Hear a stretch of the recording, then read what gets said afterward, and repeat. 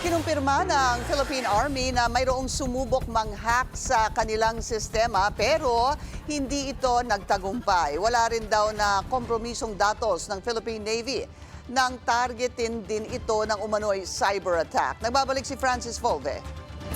Breaking news ng Deep Web Connect Online, ang umano'y pag-hack ng isang grupo sa Philippine Army ilang araw matapos din umanong atakihin ang cyber system ng Philippine Navy. Ayon sa website, hindi pa tukoy ang lawak ng data breach pero maituturing itong national security concern. Inako ng Philippine Exodus Security ang cyber attack. Kinutsapan nito ang umano'y mahinang seguridad sa cyber domain ng Army at Navy. Sinabi pa sa kanilang social media post na nakompromiso nila ang account ng higit 10 high-ranking official ng Philippine Army at ilang opisina na konektado sa top brass. Pero hindi na available ang kanilang social media account sa ngayon. Ayon sa Army, walang na-compromise na data at impormasyon mula sa kanilang cyber domain. We have detected an attempt to intrude doon sa Philippine Army cyber system.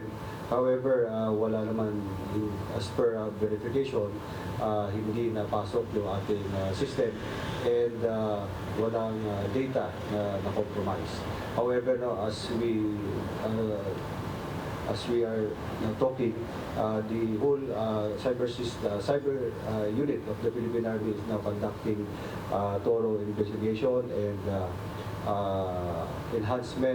continuing enhancement of the cyber system of the Philippine Army to ensure na secure yung ating system from these kind of attempts. Dagdag ng Army spokesperson, tukoy na nila ang grupo sa likod ng tangkang cyber attack. Pero hindi muna nila ito isa sa publiko dahil bahagi pa ito ng ginagawang investigasyon. Aminado naman ng Navy sa tinatawag nitong illegal intrusion sa kanilang cyber system. Iniimbestigahan na rin daw ang lawak ng naging epekto nito.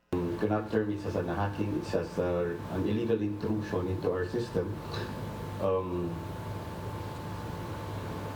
The whole Navy IT infrastructure was not breached at all, and we are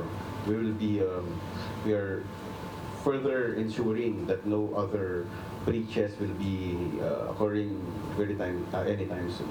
Paglilinaw pa ng AFP noong nakaraang taon ay libu-libong cyber attack attempts ang kanilang na-monitor at nangyayari din umano ito sa iba pang ahensya ng pamahalaan. Kaya naman mas pinapalakas nila ang kanilang cybersecurity hub na lalaban sa banta sa cyber domain ng bansa.